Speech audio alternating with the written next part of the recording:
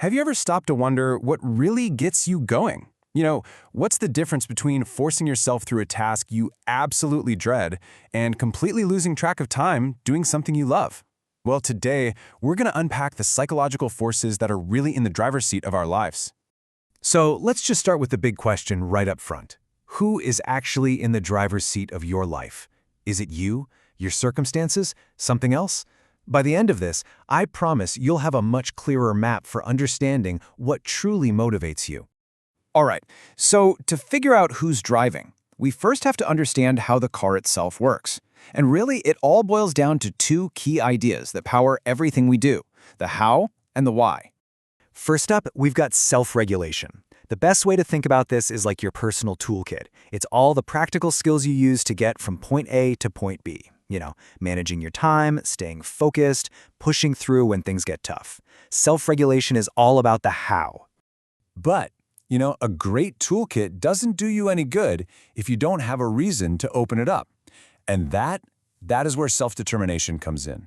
This is the fuel. This is what answers that huge question: why am I even doing this? Is it because someone's dangling a carrot in front of you? Or is it because it comes from somewhere deep inside? So, let's put them side by side. Self-regulation is your game plan, your strategy. Self-determination is your reason for even having a strategy. So you might use self-regulation skills to finish a report on time, but it's self-determination that explains why. Is it for the bonus, or is it for that amazing feeling of a job well done? Okay, now here's where it gets really fascinating. That why, our motivation, it isn't some simple on or off switch. Nope, it's actually a whole spectrum, and it ranges from feeling totally pressured to feeling completely passionate about something. So this idea, it comes from what's called self-determination theory, and it basically helps us map out where our motivation comes from. It goes all the way from actions that feel like they're totally forced on us to actions that feel like the most pure expression of who we are. So let's take a quick walk along this spectrum. On one end, you've got external regulation. This is when you're doing something just to get a reward or, avoid getting in trouble. A little further in, you have introjected regulation. Here, the pressure starts to come from inside. You're doing it to avoid feeling guilty or maybe to feel proud. Then we get to identified regulation. Now you're doing something because you genuinely believe it's valuable, like exercising because you know it's good for you. Even better is integrated regulation. This is when the action just fits perfectly with your core values. And then, at the very top, you have intrinsic regulation. This is the magic stuff. You do it just for the pure joy of it. And here's the kicker. The further you move up this spectrum, the more well-being, persistence, and creativity you have. That's the real goal. So how do we get good at all this? Well, it's not like we're born with these skills fully formed. It's actually a journey that unfolds over our entire lives, right from the very beginning.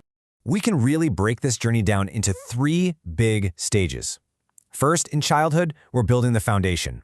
Then, in adolescence, we're forging our own sense of autonomy. And finally, in adulthood, it's all about mastering these skills and maintaining them as life throws new things at us.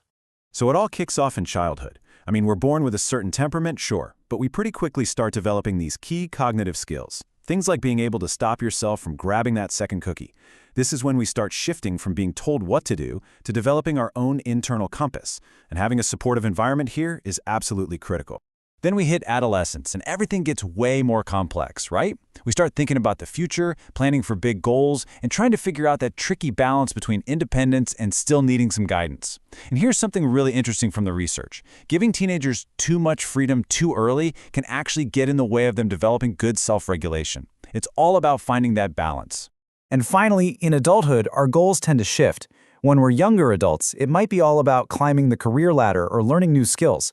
But as we get older, a lot of us start to focus more on emotionally meaningful relationships, and we learn to navigate life using two cool strategies: what researchers call primary control, which is basically changing the world to fit our needs, and secondary control, which is changing our own perspective to fit the world. Okay, so we've talked about the how, the why, and how these skills grow with us through life. Now, let's pull it all together with a really simple metaphor that's going to make this all click into place. Here it is. Just think of self-regulation as the engine in your car. It's the power. It's the mechanics. It's the thing that makes the car actually move. But an engine by itself is just noise and heat, right? It's not going anywhere meaningful. That's because you need self-determination. Self-determination is the steering wheel. It's what takes all that power from the engine and gives it purpose and points you toward a destination that you've chosen. You absolutely need both to get anywhere you actually want to go. And hey, this isn't just a nice little analogy. It's backed by a ton of research. This quote here sounds a bit academic, but all it's really saying is that our ability to choose our own path, our self-determination, depends on our ability to actually act and get things done, our self-regulation. You just can't steer a car that doesn't have a working engine. So I'm going to leave you with a little challenge. Now that you have this framework, think about your own day, your own week. Where on that motivation spectrum do most of your actions actually fall? Are you being pushed and pulled by outside forces, or are you the one with your hands firmly on the wheel? The answer might just change the direction you decide to drive next. Thanks for exploring this with me.